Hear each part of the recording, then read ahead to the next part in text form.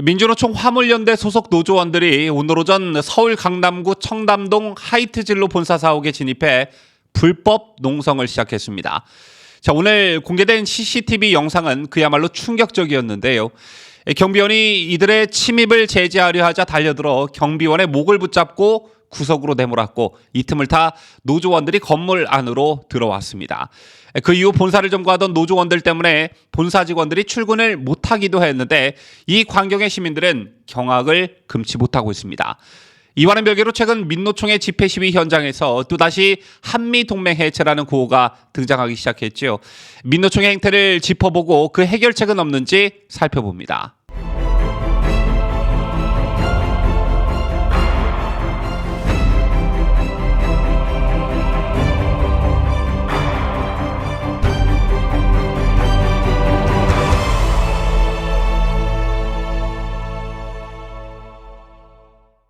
시청자 여러분 안녕하십니까? 뉴스데일리 베스트 미네코입니다.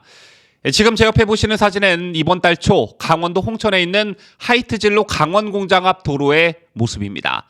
민노총 소속 화물연대는 이 도로를 사흘간 봉쇄하면서 불법 시위를 벌여왔는데요. 제2의 경찰이 강제 해산에 나섰고 이에 시위대는 반발하면서 5명이 강물에 뛰어들었지만 미리 대기하고 있던 구급대에 의해 곧장 구조돼 생명에는 지장이 없었습니다. 제날 이 광경은 굉장히 상징성 있는 장면이었는데요. 왜냐하면 경찰이 통행로를 점거하는 등 노조의 불법 시위를 물리력을 동원해 강제 해산한 것은 윤석열 정부 출범 이후 처음이었기 때문이었습니다. 죄를 두고 경찰의 달라진 기류를 보여준다라는 반응이 나왔는데 잡서 경찰은 51일간 이어진 거제 대우조선해양 하청노조의 불법 파업 때도 공권력 투입을 유력하게 검토하기도 했습니다. 이번에도 소비자와 기업의 피해가 불어나자 신속하게 진압경찰을 투입하는 결정을 내린 것인데 지난 문재인 정부 때는 노조가 도심 등에서 불법 집회를 벌여도 경찰이 해산에 나서는 등 적극 대응하는 일이 드물었기 때문에 이날 당연한 경찰의 강제 해산 조치가 색다르게 보일 수밖에 없었던 것입니다. 지난 6월 전면 파업에 들어간 화물연대 하이트진로 지부는 계속해서 장소를 바꿔가며 시위 중에 있는데요.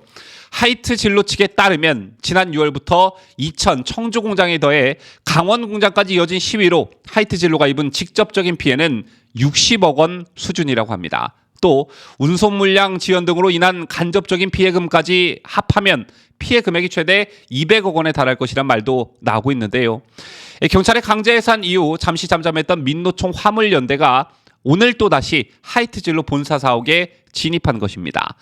제날 하이트진로와 경찰에 따르면 노조원 70여 명이 오전 6시 10분쯤 기습적으로 건물에 진입해 본사 1층 로비와 옥상 등을 점거했습니다. 현장 로비에 설치되어 있던 CCTV를 보면 회사 입구 바깥쪽에서 노조원들이 왔다 갔다 하는 등 움직임을 보이자 경비원이 확인을 위해 잠시 바깥에 나갔고 이 틈을 틈타 노조원 한 명이 로비로 들어왔습니다.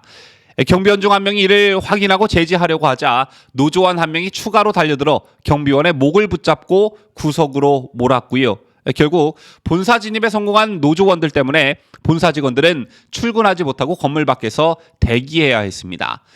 한편 옥상에 올라간 10여 명의 노조원들은 위험물질인 신어를 소지하는 것으로 전해졌는데 만약 경찰이 들어온다면 신어를 사용해 극단적 선택을 할 수도 있다며 겁박하기도 했습니다.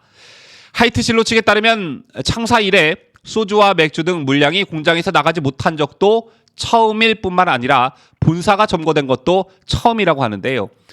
윤석열 대통령은 경남대우 조선해양에서 벌어진 민주노총의 불법 점거에 대해 불법은 종식돼야 하고 법치주의는 확립돼야 한다 이렇게 강조한 바 있습니다. 또 정부는 불법 행위에 대해 형사처벌과 손해배상 소송을 할 수 있다는 담화문도 발표하기도 했죠. 저는 윤석열 정부의 이런 기조가 반드시 지켜져야 한다고 생각합니다. 제 지인분들 중에는 윤석열 대통령이 다른 건 몰라도 민노총의 고질적인 병폐는 반드시 뿌리 뽑아야 한다 이렇게 말씀하시는 분들 굉장히 많은데요.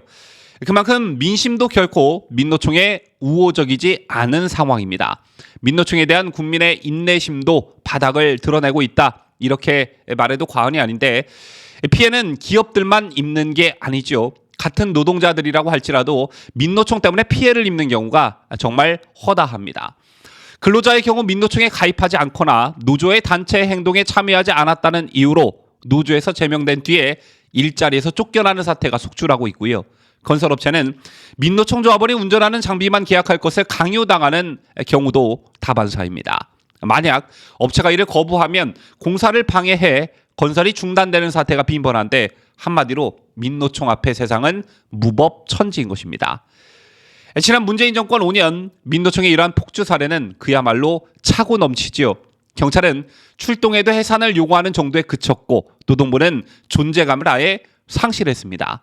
이러한 풍토 때문에 기세등등해진 민노총의 행태는 날이 갈수록 심화되고 있습니다. 때문에 민노총의 폭주를 반드시 막아야 하는 시대적 책무를 윤석열 정부가 지게 됐는데요. 더욱 심각한 건 민주노총이 순수한 노동단체가 아닌 정치 집단의 모습을 띠고 있다는 점입니다. 자, 광복절을 앞둔 지난 13일이었죠. 민노총은 서울 도심에서 한미연합군사훈련 중단과 한미일 군사협력 반대를 외치며 대규모 시위를 벌였습니다. 이 시위를 주도한 양경수 민노총 위원장은 불평등한 한미동맹을 끝내자 이렇게 외쳤고 북한과 대결에만 몰두하는 정부라며 윤석열 대통령을 타켓으로 삼았습니다. 더 가관인 것은 민노총이 우리는 당당히 여전히 반미를 외친다면서 북한의 조선직업 총동맹이 연대의 뜻을 밝혀왔다고 소개했다는 점입니다. 한미 양국이 북침을 겨냥한 합동군사 연습을 강행하려 한다는 북한 단체의 주장도 그대로 전했는데 북한의 입장과 주장을 앵무새처럼 그대로 따라하는 것이죠. 초등학생도 다 아는 사실이지만 북한의 노동단체가 어디 있습니까? 조선직업 총동맹 말로만 노동단체인 것이죠. 자, 그런데 이런 북한의 주장을 한국의 노동단체가 서울 시내 한복판에서 외치는 일이 발생한 것입니다. 이게 과연 정상이라고 볼 수 있겠습니까? 자, 이미 알려진 대로 집회를 주도한 양경수 위원장은 해산된 통합진보당의 주도 세력이자 대표적 종북단체인 경기동부연합 출신이지요. 또 극렬한 사업장 분규를 주도해온 진경호 민노총 택배노조 위원장도 이 단체 출신인데 진 위원장은 과거 북한을 방문해 혁명 열사릉에 참여하기도 했습니다. 이런 사람들이 주도하는 집회에선 어김없이 이석기 의원 사면복권 주장이 나오지요. 자, 이게 과연 노동단체라 볼 수 있을까요? 민노총이 말하는 투쟁 노선은 크게 두 가지로 요약됩니다. 그중 한 가지가 기업 말살인데 지난 몇 년 동안 민노총은 산업 현장에서 비노조원을 폭행하고 택배 대리점 업주에게 돈을 요구하고 말을 듣지 않자 집단 괴롭힘으로 대리점주를 죽음으로 몰고 갔습니다. 또 51일 동안 선박을 점거해 기업에 수천억 원의 피해를 안기고 100일 넘게 철강회사 사장실을 점거하지 않나 알짜 운송 노선을 차지하겠다며 물류를 마비시키고 원료 반입을 봉쇄해 제빵회사 공장을 멈춰 세우고 주류회사 공장 정문을 막아 상품 판매를 못하게 하는 등 정상적인 기업 활동을 지속적으로 방해해왔습니다. 그리고 또 한 가지, 도저히 순수 노동단체로 볼 수 없는 정치 이념 투쟁인데 민노총이 반미 친북 투쟁에 나서는 건 새삼 놀랄 일도 아니지요.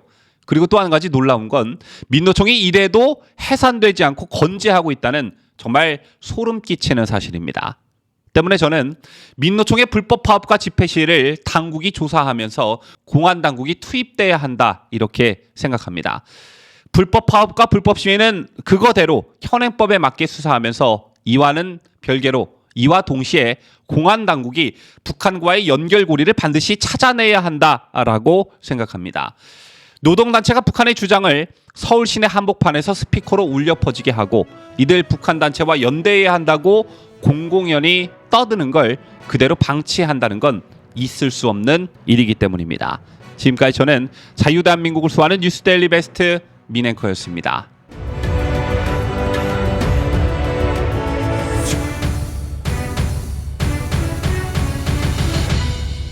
함께해요. 뉴스데일리 베스트.